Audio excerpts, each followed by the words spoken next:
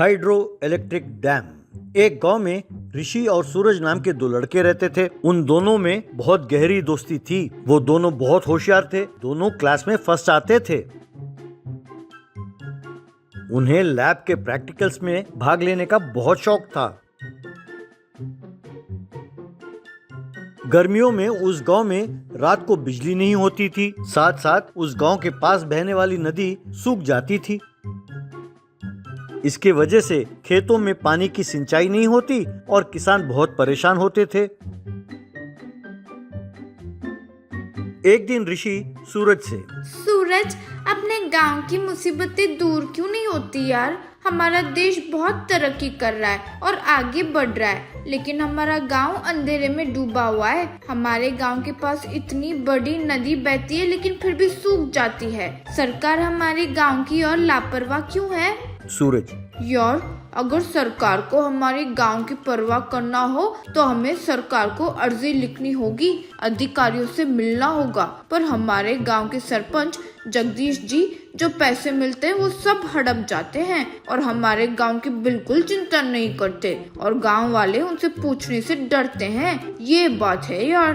तब ऋषि, तो ठीक है, हम ही जाकर मिल लेते हैं जगदीश जी से, हम उनसे पूछेंगे। अगले दिन ऋषि और सूरज जगदीश से जा मिले।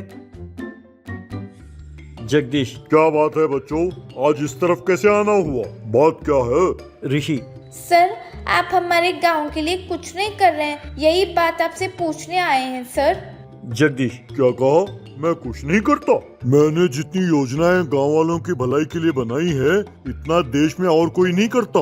मैं किसानों के लिए हर साल अन्नदान का बंदोबस्त करता हूँ और त्योहारों के अवसर पर औरतों के लिए मैं साड़ियाँ भेंट करता हूँ, बुजुर्गों के लिए मैं छड़ी देता हूँ और बच्चों में मैं बिस्कुट बांटता हूँ। मैं इतना सब कुछ कर रहा हूँ और तुम दोनों कहते हो कि मैं कुछ नहीं करता?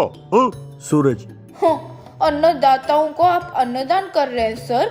हाँ, इस तरह आप लोगों को बिस्किट खिलाकर अपना उल्लू सीधा कर रहे हैं सर। इस वक्त गांव वालों को कल्याणकारी योजनाओं की नहीं बल्कि विकास की योजनाओं की जरूरत है सर। जगदीश, अच्छा, तो तुम अब विकास के बारे में भी जानते हो? क्या जानते हो बेटा? बच्चे हो तुम। अरे गांव के विकास के लिए किस चीज की जरूरत है ये गांव वालों को भी नहीं पता और तुम चले आए विकास के बारे में बात करने। हाँ? अब जाओ यहाँ से। तब सूरज, सर, इस वक्त हमारे गांव के लिए एक हाइड्रो इलेक्ट्रिक डैम की जरूरत है सर। जगदीश, अच्छा, हाइड्रो इलेक्ट्रॉनिक डैम, बड़े बड़े शब्द। तुम जानते हो वो क्या है? लगता है इंटरनेट में कोई शब्द देख लिया होगा और आके मेरे से बात कर रहे हो। हाँ? अरे तुम्हारे ये अंग्रेजी के शब्द मेरे पास काम नहीं करेंगे बच्चों। अब तुम दोनों जाओ यहाँ से। ऋषि, अरे आपसे तो वो नाम भी बोला नहीं जा रहा है सर। वो क्या चीज है, उससे क्या फायदे हैं, हम बहुत जल्द गांव वालों को बता देंगे सर। तब जगदीश अपने मन में बड़े चले आए बात करने। यूं सोचने लगा। अगले दिन सूरज और ऋषि एक बेकार जमीन के पास जा पहुंचे। वहां उन दोनों ने फावड़े से गड्ढा खोदना शुरू किया।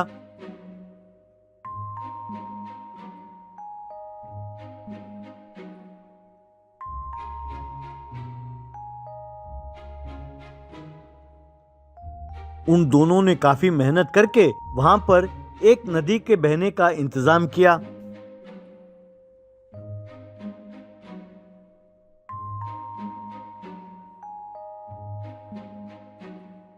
फिर उन्होंने उस नदी को एक नीले रंग के तारपोलिन से ढका।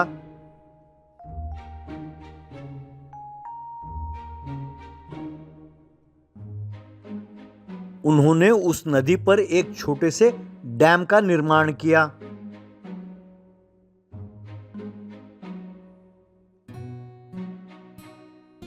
फिर उन्होंने उस तारपोलिन के ऊपर वाटर टैंकर से पानी भरा।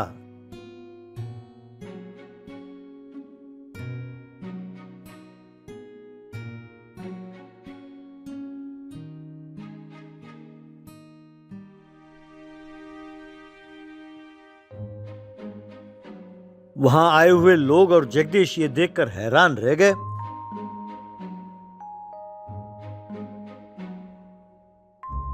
ऋषि और सूरज उस डैम पर चढ़ गए। गांव वालों, आप ये देखकर हैरान है कि ये क्या है? ये एक हाइड्रो इलेक्ट्रिक डैम का नमूना है। अगर हम लोग मिलकर अपने गांव के पास से बहने वाले नदी पर ऐसा ही एक डैम का निर्माण करेंगे तो नदी के पानी को समुद्र में जाकर व्यर्थ मिलने से रोक पाएंगे। इतना ही नहीं, उस रोके हुए पानी से हम बिजली पैदा कर सकते हैं, जिससे सिर्फ अपने गांव का नहीं, आसपास के और भी गांव के लिए बिजली का उत्पादन होगा। हमारे सरपंच को इस बात की बिल्कुल जानकारी नहीं है, इसीलिए हमने ये नमूना बनाया है। जगदीश, अच्छा, अब ये बिजली पैदा करेगा? हाँ, हम तुम्हें क्या मूर्ख दिखाई देते हैं? हाँ? तब सूरज, ऋषि, जरा डैम के गेट्स तो खोलना। तब ऋषि ने एक बटन दबाया। उस डैम में लगे हुए पाइप से पानी बहने लगा।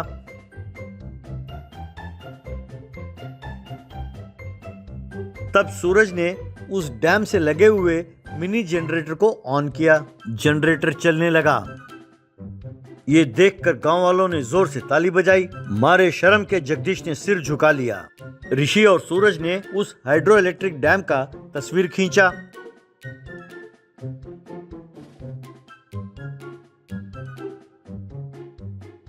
कुछ दिनों बाद सिंचाई मंत्री उस डैम के पास आए।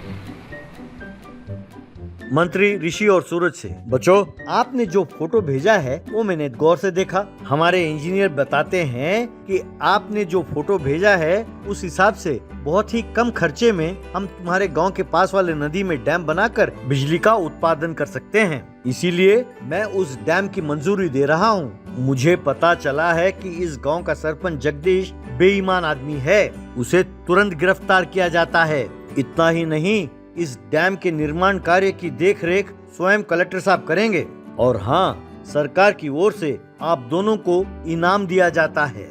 ये सुनकर ऋषि और सूरज दोनों बहुत खुश हुए। गांव वालों ने जोर से ताली बजाकर उन दोनों का अभिनंदन किया। बहुत जल्द उस गांव के नदी के ऊपर हाइड्रो इलेक्ट्रिक डैम का निर्माण हुआ। इससे गांव के खेतों की सिंचाई हुई और गांव वालों को बिना बिजली के रात बिताने की जरूरत नहीं पड़ी।